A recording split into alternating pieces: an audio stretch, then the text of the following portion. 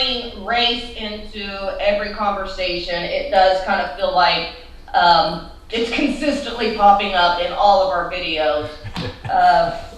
The reality is that there is a crisis happening in our country right now. So on top of all of the talk with Syria and what's happened in France and ISIS, there is another conversation that we need to be having.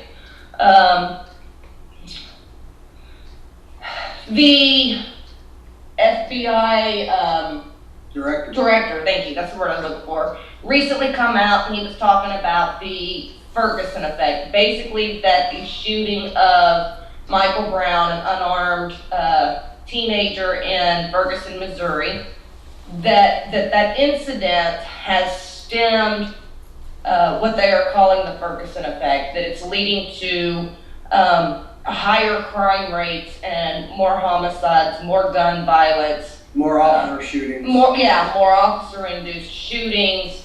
And I really just kind of want to throw out some stats and get your guys' opinions on some of this. Okay. Unfortunately, there's not a whole lot of statistics that are available as of yet, because 2015 is not over yet. The FBI hasn't compiled 2015 statistics. And they brought up 14s? Yes, we have 2014. Okay. But 2014 is absolutely irrelevant whenever it comes to the Ferguson effect conversation, because this happened August of 2014. The Ferguson effect is the crime that has happened since August of 2014 to present. So even knowing 2014 statistics really aren't going to feed into, the overall picture here. If there's actually such a thing as the Ferguson effect. Yeah, I understand. Yeah. So whenever I was researching this, the things that I found were St. Louis shootings are up by 39%. Homicide rate is up by 25%. Robberies are up by 43%. Atlanta, homicide is up by 32%. Chicago, shootings are up by 24%. Homicides up by 17%. LA, 25% increase in violent felonies. South Central shooting victims has increased by 100% in LA. And this is all since Ferguson. This is all since Ferguson, yes. This is from 2014, or August 2014 to present. New York, homicides up by 13%, gun violence is up by 7%. East Harlem, shooting incidents alone are up by 500%. Our crime rate has been on a steady decline for over 2 decades. And now we're listening to all of these statistics that I've just pointed out, where all of these things are increasing. Cleveland and Milwaukee have already blown past the number of murders that they had last year. Dallas and Tampa are on pace to surpass their 2014 homicides as well. And so I just kind of want to know, does the Ferguson effect exist?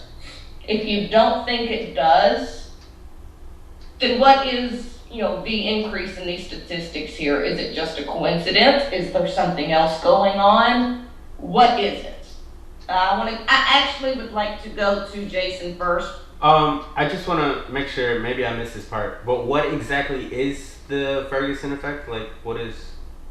The Ferguson effect is basically that since Ferguson happened and all the riots happened in Ferguson, the crime rates are going up everywhere, and it's more because we're getting out the police, it's due to the racism, the police brutality videos that are coming out, the riots that are happening. But what he said was our police are now afraid to do their job, and that's the reason why there's this increase, is because the police officers are no longer patrolling like they were beforehand. The police report that they are, quote unquote, holding back on making the stops that they would normally make for fear of being the next YouTube bad cop sensation. And that was a quote that I pulled from CNN. That they really are afraid that they're going to have one of these viral videos that maybe doesn't show the whole picture, and then they're the next bad guy. So all of this combined together into just this horrible downhill, crisis that's leading to all of this crime. That's for the Ferguson effect. That is the Ferguson effect. Okay, so I'm just gonna go. First off, if you're worried about being a bad guy, you want to know how you not end up being a bad guy? Don't be a fucking bad guy. Sorry for cussing, but at the end of the day, if you don't want to be a bad guy, don't do it. If you can't go in there and handle the situation properly without beating the shit out of someone and doing things to escalate the situation and make it worse and making yourself look like a bad guy, then you need to find another job, because I'm sorry, that's not what your job entails. Do I believe that there's really a Ferguson effect?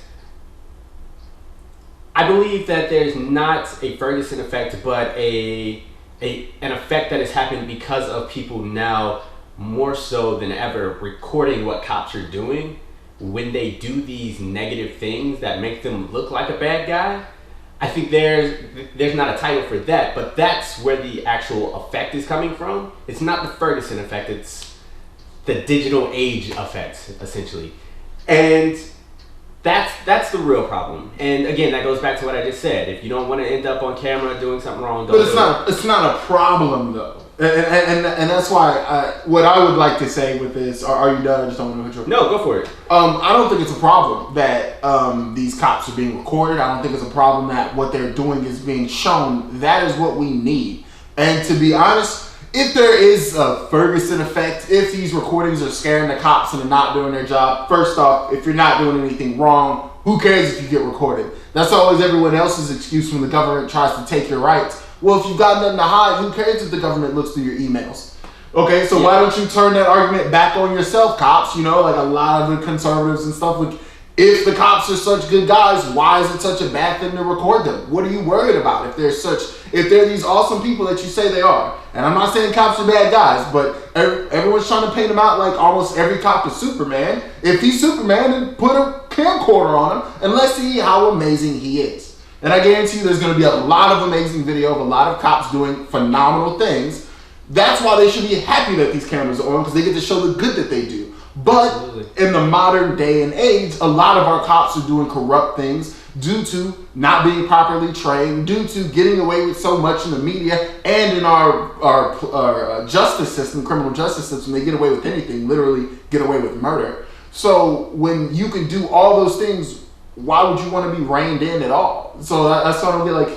I think another point is if you're really worried about being recorded, that essentially proves the point. I agree. That if you're doing some crappy stuff and you're being recorded and that's your biggest fear, so that's why you're not responding, well, thanks for proving our argument here. And where I was going to go, sorry before I got off, because I was just thinking how could you not want to be recorded? But, if you're so worried about being recorded, then why don't you just start training better and start making sure you're going out in the community and building a better rapport with the people and doing things that you know that you should do, so that when you do get recorded, all people see is the good and not see the negative in these kind of situations. And I just think it's an excuse for people not to do work. If you can say, hey, because I'm so scared that I'm going to get in trouble, I'm not going to do my job. That's an easy way of just kind of getting away with doing nothing. Yeah. But you're talking about, you're throwing out solutions. Let's do more training. Let's do this. Let's do more, more of that. And that's great. Those are the conversations that we need to be having. However, the issue is that these videos are so readily available. They come out, they hit the news, everybody gets fired up. It's not the time to talk about it at that moment. By the time we calm down and, we're all at a point where maybe we can sit down and talk, another one comes out, another one surfaces. So we're never getting around to discussing a solution because it's never the right time. There's always a new video coming out. So maybe the readily availability, and I'm not saying that these videos shouldn't be available to us, because they should. We have a right to know what our police are doing. At the same time, I feel like we need to find some way to curb that long enough to get us all together at a table to discuss. You know, we know it's happening. We have proof that it's happening. Well, can I say something real quick? To discuss this. I would say there's actually no such thing as we need time to discuss this, because a lot of these cases that we're actually seeing are 2 to 3 to 4 years old. It's just now that this wave has started, older issues are being brought back up, but a lot of these cases that we're seeing now are old. A lot of these feeds you see on your YouTube, not on YouTube, well, on your YouTube, but on your Facebook and things like that, are issues that have already happened, and these cops have gotten away with it. Them, we couldn't talk about them then. If we don't know that these things are going on, it could have been 20 years ago. You know, and there might be a few people who know about it, who got to see the video, but YouTube didn't exist then. Facebook didn't exist then. Social media wasn't what it is today. So now these things are coming to light. It's still new for us. We didn't have a chance to talk about it 20 years ago because we didn't know it was happening. But 20 years ago, we didn't get to see that. So yes, it's still new. It's still fresh for us. But we do need to find a time and a way that we can sit down and we can talk across the lines and we can come up with a solution for this. But see, that's the thing though, and I think that's something that we also need to talk about, and why we have different people in here, because we have different perspectives. For a black person, this isn't new. For a black person, this is the world that I grew up in. This is the world that I've always known, and it's never been any different. So America might need time to adjust, but Black America has known about these injustices, and many minorities and low-income white Americans have known of these injustices for quite a long time, and no one has done anything about it. It just so happens that now that the media finally has something that they can get views from, they're going to start putting it out there. The media could have covered these stories and have covered these stories and just hushed it up so quickly that you didn't notice it in the past, that we weren't able to see these injustices when they were first happening 20, 30 years ago, so we could slowly start to reform our police officers. So if this is Ferguson effect is real, and showing these videos or stopping the cops from doing their job, then I'm okay with, unfortunately, and for all the lives lost, I don't mean it's a good thing, but sometimes, you know, to make an omelet, you gotta crack a few eggs. And if this means that a few more people get killed, the murder rate increases because we're trying to reform our police force in this country to make them better and more representative of the people, then I am okay with that. As long as we get some serious reform from this and we don't allow this to fizzle out in the media like we do so many other hot button issues. It's a big thing today and tomorrow it disappears.